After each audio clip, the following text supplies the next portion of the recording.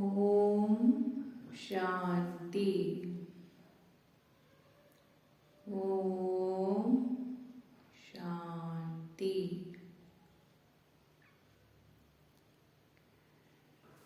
आज 3/12/2022 को शिव बाबा हमसे क्या कह रहे हैं। मीठे बच्चे, अब कलयुग की रात पूरी हो रही है। नवयुग बनाने बाप आया है। कलयुग की रात अब पूरी हो गई और अब सतयुग आने वाला है। इसलिए तुम जागो, बाप की याद से अपने विकर्म विनाश करो। बाबा कह रहे हैं कि सब जो है कुंभकर्ण की नींद से जागो, जागो सब, और अपने जो जन्मों जन्मों के पाप हैं उनका विनाश करो। बाबा से शक्तियां लेके अपने विकर्मों का विनाश करो। प्रश्न है, जिन बच्चों की बुद्धि सतो प्रधान बनती जाती है उनकी निशानी क्या होगी? उत्तर है, उन्हें दूसरों को आप समान बनाने के ख्याल आते रहेंगे। सतो प्रधान बुद्धि का क्या है कि वो सबको अपने समान बनाने लगेंगे बच्चे। वह अपना और दूसरों का कल्याण करने की युक्तियां रचते रहेंगे और दिन रात सर्विस में लगे रहेंगे। उत्तर है,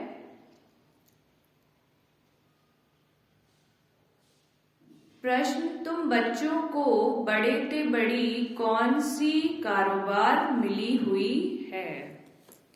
बाबा के बच्चों को बहुत बड़ी कारोबार मिली है। सारी दुनिया को बाप का परिचय देने की कारोबार बहुत बड़ी है। कोई भी आत्मा बाप के परिचय बिना रह ना जाए।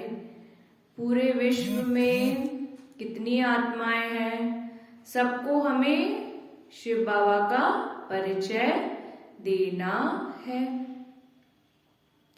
रात दिन चिंतन चलता रहे कि कैसे किसको समझाएं। शंख ध्वनि करें। गीत है, जाग सजनिया जाग। शिव बाबा की हम कौन है? सजनिया है ना। शिव बाबा आए हुए हैं 5000 वर्ष के बाद हमसे मिलने। तो बाबा ने गीत बजाया, जाग सजनिया जाग। यह किसने जगाया? सजनी कहने वाला कौन है? कौन कह रहा है सजनी? शिव बाबा। बच्चे जो समझते हैं कि बेहद का बाप एक ही है जिसका असली नाम शिव है, बाकी जो अनेक नाम रखे हैं वह सब हैं भक्ति मार्ग के। राइट नाम एक ही शिव है। जयंती भी मनाते हैं, वह हो गई परमात्म जयंती। गाते भी हैं निरंतर शिव जयंती। आत्मा को जब शरीर मिलता है तब उस शरीर का नाम पड़ता है और शिव तो आत्मा का ही नाम है। उसको कहा जाता है सुप्रीम सोल। सोल का नाम क्या है? नाम गाया हुआ है शिव। गाया भी जाता है शिव जयंती। आत्मा की जयंती नहीं कहेंगे। गीता का भगवान तो शिव निराकार है। श्री कृष्ण शरीर का नाम है, देहधारी है ना। यह तो शिव बाबा ही आकार सजनिया को जगाते हैं और अपनी पहचान भी देते हैं कि मैं आया हूँ नई दुनिया बनाने। अब मामेकम याद करो, माया पर जीत पानी है। बाबा को कहते भी हैं पतित पावन। देवताएं जो पावन थे अभी पतित बने हैं, इसलिए सभी पुकारते हैं कि हे पतित पावन आओ, आकर हमें लिबरेट करो। किससे? माया रावण से अथवा शैतान से, है ना। माया में फंस के हम कितने परेशान रहे हैं, इतने जन। इसलिए सभी पुकारते हैं शिव बाबा को कि आप आओ और हमें इस माया से लिबरेट करो। तो शिव बाबा हमें लिबरेट करने आए हैं। सिर्फ एक शिव बाबा को याद करो तो सारे विकार, सारी माया दूर हो जाएगी।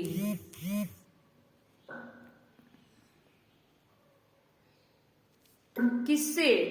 माया रावण से अथवा शैतान से। मनुष्यों को यह समझ में नहीं आता है कि अभी चलना है। नवयुग सतयुग अब आया कि आया। गीत में भी कहते हैं नवयुग वह है पवित्र दुनिया। बाप आते हैं पतित से पावन बनाने के लिए। नई दुनिया को नया युग अथवा सतयुग कहा जाता है। यह है कलयुग पुरानी दुनिया। कुंभकर्ण की नींद में सब सोए हुए हैं, उनको आकर जगाते हैं। माया ने अज्ञान अंधकार की रात में सबको सुला दिया है। अंधकार की नींद में जो विश्व है वो सोया हुआ है। बाबा ने हमें कहा है कि हमें सबको जगाना है। आत्मा की ज्योति सबकी जगानी है ना। परमात्मा की सबको याद दिलानी है और अपने घर परम धाम वापस जाना है। कुंभकर्ण की नींद में सब सोए हुए हैं, उनको आकर जगाते हैं। माया ने अज्ञान अंधकार की रात में सबको सुला दिया है। अब बाप कहते हैं बच्चे कुंभकर्ण की नींद से जागो, अभी इस पुरानी दुनिया का अंत है, मौत सामने खड़ा हुआ है। अब रात पूरी होती है, दिन आना है, इसलिए तुम जागो। तुम समझते हो बाबा आया हुआ है, हम भी घोर अंधियारे में सोए पड़े थे। अब बाबा आया है रात को दिन बनाने। बाबा कहते हैं मैं तुम्हारे लिए दिन अर्थात नवयुग बनाने आया हूँ। अब मुझे याद करो तो तुम्हारे विकर्म विनाश होंगे, क्योंकि इस समय सब पतित हैं। सब कहते हैं हमको इस रावण से लिबरेट करो। यह कोई समझते नहीं है कि शैतान का राज्य कब से शुरू होता है। बाप आकर रावण के चंबे से हमें छुड़ाते हैं। कैसे? यह तो बाप ही जब आए तब आकर सुनाए, तब फिर अनुभव से हम किसको समझा सकें। सबको नीचे उतरते उतरते पतित बनना है। मुझ पतित पावन को आना ही है संगम पर। दुनिया के मनुष्य तो घोर अंधियारे में हैं। समझते हैं कलयुग की आयु लाखों वर्ष पड़ी है, क्योंकि शास्त्रों में उल्टा लिख दिया है। कलयुग में अब ज्यादा वर्ष नहीं बचे, है ना। बाबा हमें समझा रहे हैं। अब देवी युग की स्थापना होनी है। दोजक को बाहिष्ट बनाने वाले बाप ही है। बाप कोई दोजक थोड़ी रचेंगे। बच्चों को अब यह पक्का निश्चय है कि बाबा हमको पढ़ाते हैं, बहुत समय से पढ़ाते रहते हैं। अब त्रिमूर्ति शिव जयंती आने वाली है। लिखना है शिव जयंती सो गीता जयंती। श्री कृष्ण जयंती जब मनाते हैं तब गीता जयंती नहीं मनाते हैं। श्री कृष्ण तो छोटा बच्चा है, जब वह बड़ा हो तब गीता सुनाए। त्रिमूर्ति शिव जयंती माना ही गीता जयंती। यह बहुत समझने की बात है। वो लोग गीता जयंती को अलग कर देते हैं क्योंकि समझते हैं श्री कृष्ण तो छोटा बच्चा है, वह जन्मते ही गीता कैसे सुनाएगा। तुम बच्चों को ही बाप बैठ राजयोग सिखला रहे हैं। यह भी गाया हुआ है, सेकंड में जीवन मुक्ति। बैरिस्टर के स्कूल में बैठा तो बैरिस्ट्री पढ़ने लग पड़ते हैं। उसमें एम ऑब्जेक्ट है, मैं बैरिस्टर बनूंगा। बाकी उसमें ऊंच पद पाना, यह फिर पढ़ाई पर मदार है। कोई फिर अच्छा पढ़ते हैं तो ऊंच पद पाते हैं, नहीं पढ़ते हैं तो पद भी कम मिलता है। सारा मदार है पढ़ाई पर।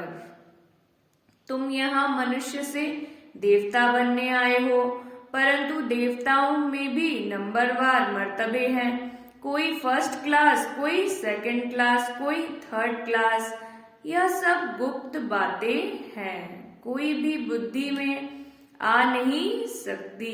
कैसे हम अपना राज्य स्थापन कर रहे हैं। महाभारत लड़ाई भी लगने वाली है, परंतु पांडव संप्रदाय तो लड़ते नहीं।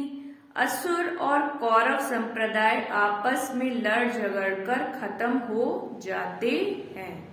तो अब तुम बच्चों को पुरुषार्थ करना है, समझना भी है। बाबा समय प्रति समय डायरेक्शन देते रहते हैं। निराकार परम पिता परमात्मा राजयोग कैसे सिखलाएंगे। जरूर शरीर में आएंगे। बाप श्रीमत दे रहे हैं, बच्चे तुमको याद की यात्रा पर रहना है। मुझे याद करो, यह है योग अग्नि, जिससे विकर्म विनाश होंगे। दिन प्रतिदिन तुमको अच्छी अच्छी पॉइंट्स मिलती रहती है। पतित पावन की पॉइंट भी अच्छी है। पतित पावन बाप को बुलाते भी हैं, फिर गंगा में जाकर स्नान करते हैं। तुम लिख भी सकते हो बड़े बड़े अक्षरों में कि पतित पावन तो परमात्मा परमपिता को कहा जाता है। ज्ञान का सागर भी वही है। सारी दुनिया को पावन बनाते हैं। सारी दुनिया का क्वेश्चन है ना, दुनिया पावन कैसे बने। गंगा जमुना आदि यह नदियां तो चली आती हैं। अभी कलयुग का समय है तो कुछ गड़बड़ होती है। सतयुग में फिर सब नदियां अपने ठिकाने पर आ जाएंगी, परंतु इनसे पावन तो कोई बनते नहीं। बहुत क्लियर करके समझाना है। पर्चे भी बांटने हैं, वह भी आदमी आदमी देखकर देना है। मुख्य 2-3 पॉइंट जरूर समझानी है। वास्तव में इस समय सब पतित विकारी हैं, सबकी उतरती कला है। गुरु नानक ने भी कहा है कि मूत पलीती कपड़ भारत की श्रेष्ठाचारी तो बनना ही है। इसको भ्रष्टाचारी कहेंगे। श्रेष्ठाचारी सिर्फ देवताएं हैं इस समय, और कोई बन न सके, क्योंकि माया का राज्य है ना। हाँ, बाकी भक्ति का सुख मिलता है। यहाँ रचना भी कोई योग बल से नहीं होती है, विकार से पैदाइश होती है। पहले थोड़े होते हैं, फिर बुद्धि होने से आपस में लड़ते हैं। हर एक को पहले सुख फिर दुख देखना है। यह मनुष्य की बातें हैं। सतयुग में मनुष्य सुखी है तो जानवर आदि भी सुखी रहते हैं। तो बाप समझाते हैं ऐसे ऐसे लिखो। त्रिमूर्ति शिव जयंती सो श्रीमद् भगवद गीता जयंती। फिर समझाना भी है। जो समझते हैं उन्हों की दिल होती है कि यह बातें दूसरों को भी समझाएं। समझाने बगैर वृद्धि कैसे होगी। ड्रामा अनुसार जिनका जो पार्ट है समझने और समझाने का, वह अपना पार्ट बजाते हैं। भक्ति का पार्ट भी दिन प्रतिदिन जोर होता जाता है। गाया भी हुआ है, जब भंभोर को आग लगती है तब आंख खुलती है। तुम बच्चों को शंख ध्वनि करनी है। रात दिन चिंतन चलना चाहिए, कैसे किसको समझाएं। सारी दुनिया को बाप का परिचय देना है। कितनी बड़ी कारोबार है। दुनिया कितनी बड़ी है। बहुत धर्म, बहुत खंड है। सतयुग में तो एक ही धर्म होता है, फिर वृद्धि को पाते हैं। यह भी समझते हो प्रजापिता ब्रह्मा द्वारा ही ब्राह्मण पैदा होते हैं। ब्राह्मण वर्ण भी नहीं दिखाते हैं, तो पैदा करने वाला भी नहीं दिखाते हैं। तो यह समझाना है, कौरव और पांडव दिखाते हैं।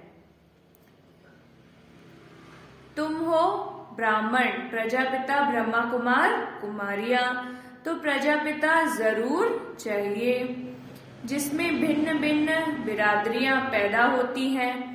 देवता, क्षत्रिय, वैश्य, शूद्र दिखाते हैं। बाकी संगम युगी ब्राह्मण को गुम कर दिया है। गायन भी करते हैं त्रिमूर्ति ब्रह्मा, परंतु त्रिमूर्ति ब्रह्मा का अर्थ नहीं निकलता। उन्हों को देने वाला कौन है? तुम समझते हो, निराकार बाप ने ब्रह्मा मुख द्वारा बैठ समझाया है ना। ब्रह्मा के मुख कमल से बच्चे पैदा होते हैं। जब तुमको सुनाए तब ब्रह्मा भी सुने। तुम न होते तो शिव बाबा क्या करते? एक को तो नहीं सुनाया जाता है। शास्त्रों में एक अर्जुन का नाम लिख दिया है, तो जिस समय जो पॉइंट निकलती है उस समय उसी सर्विस में लगना चाहिए। तुम्हें हर बात बहुत क्लियर करके समझाई जाती है, परंतु योग में रहे, पावन बने, यह मेहनत है। विष छोड़ना है। कितनी मेहनत है। विष पर भी झगड़ा होता है। तो बच्चों को सर्विस पर यह टेंशन देना है कि पढ़कर पढ़ाना है। इस सर्विस में ही कल्याण है। ओना रहना चाहिए। जो नए आते हैं उनसे फॉर्म भराने वाले बहुत तीखे चाहिए। फॉर्म भराते समय यह भी पूछो, तुम साधना करते हो, मुक्ति धाम जाना चाहते हो ना? मुक्ति धाम का मालिक तो एक ही है, परम पिता परमात्मा शिव। वह बाप ही आकर पावन बनाते हैं। यह स्नान आदि तो भारत में ही करते हैं और धर्मों में नहीं करते। वह फिर अपने धर्म स्थापक के आगे माथा टेकते हैं, फूल चढ़ाते हैं, महिमा गाते हैं। उन्हों को यह मालूम ही नहीं कि पतित पावन एक ही बाप है। अभी क्रिसमस में क्राइस्ट का कितना मानते हैं, फिर भी गॉड फादर को याद करते हैं, कहते हैं ओ गॉड फादर, उनको पुकारते हैं। उन्हों को भी, क्रिश्चियन को भी यह नॉलेज मिलेगी। बाबा तो कहते रहते हैं कि चित्र बनाओ तो विलायत में भी भेज दे। बेहद सृष्टि के कल्याण के लिए बुद्धि चलनी चाहिए। बाबा की बुद्धि चलती रहती है। इन चित्रों का कद्र बहुत थोड़ों को है। बाप ने दिव्य दृष्टि द्वारा यह बनाए हैं। कितना रिगार्ड होना चाहिए। इनसे तो बहुत भारी फर्स्ट क्लास सर्विस होती है। ड्रामा अनुसार कोई निकलेंगे जो चित्र आदि बनाएंगे। आगे चलकर ऐसे बुद्धिमान बच्चे निकलेंगे जो सेवा में नई नई इन्वेंशन करते रहेंगे, जिससे देखते ही दिल खुश हो जाए, है ना। बाबा के बच्चे आएंगे जो बहुत अच्छे अच्छे बाबा के चित्र बनाकर सबको समझाएंगे। अंग्रेजी तो सब तरफ फैली हुई है। भाषाएं कितनी ढेर हैं। सब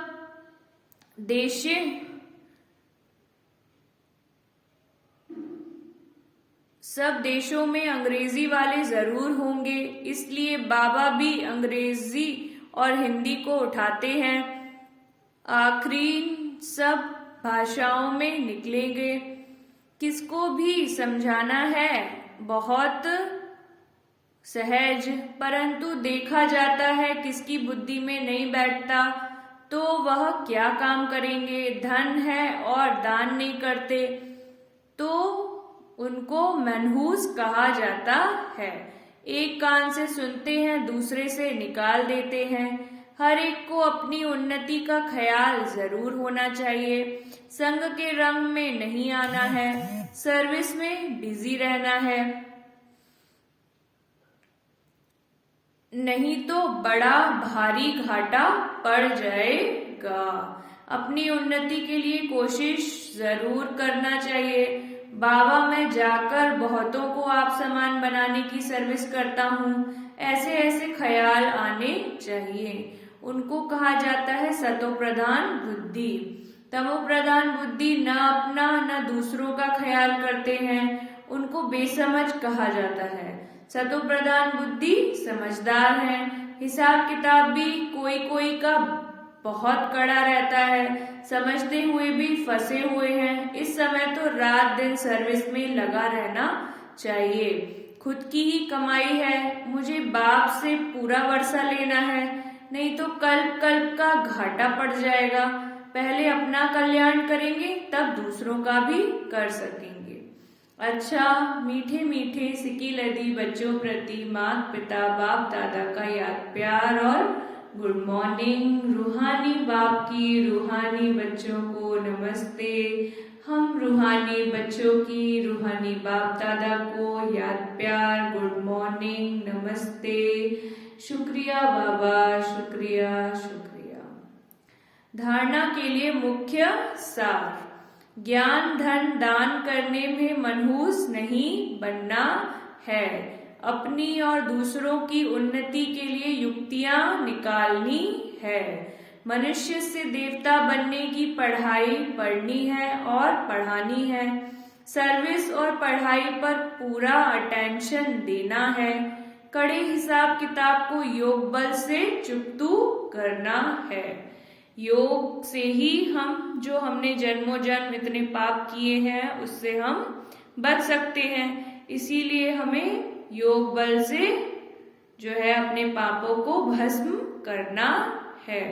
सभी आत्माओं से क्षमा मांगनी है, सबको क्षमा करना है, सबको शांति खुशी और प्रेम सुख की वाइब्रेशंस भेजनी है ना। ये है कयामत का समय, इसलिए अब हमें और इधर उधर माया में उलझना नहीं है। वरदान है याद और सेवा द्वारा अपने भाग्य की रेखा श्रेष्ठ ते श्रेष्ठ बनाने वाले भाग्यवान भव।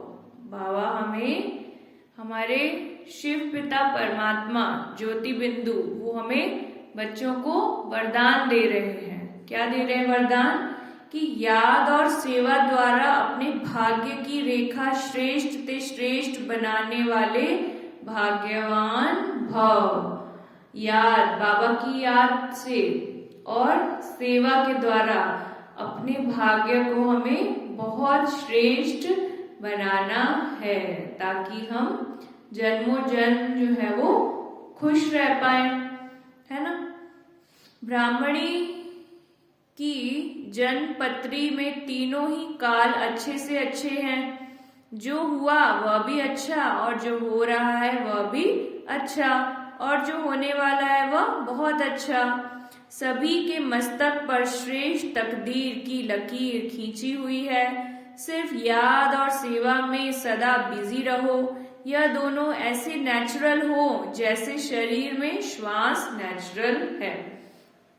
परमात्मा को याद करना और सेवा करते रहना यह ऐसा होना चाहिए, इतना नेचुरल होना चाहिए कि जैसे हम श्वास ले रहे हैं, है ना। हम श्वास लिए बिना रह नहीं सकते, ऐसे ही बाबा को याद किए बिना हम रह नहीं पाए और बाबा की सेवा किए बिना भी हम रह नहीं पाए। भाग्य विधाता बाप ने याद और सेवा की यह विधि ऐसे दी है जिससे जो जितना चाहे उतना अपना श्रेष्ठ भाग्य बना सकते हैं। सबकी अपनी अपनी मेहनत है और बाबा ने सबको अपने अपने हाथ में भाग्य दे दिया है। स्लोगन है, संतुष्टता की सीट पर बैठकर परिस्थितियों का खेल देखना ही संतुष्ट मणि बनना है। स्लोगन क्या है आज का? संतुष्टता की सीट पर बैठकर परिस्थितियों का खेल देखना ही संतुष्ट मणि बनना है। शुक्रिया। ओम शांति।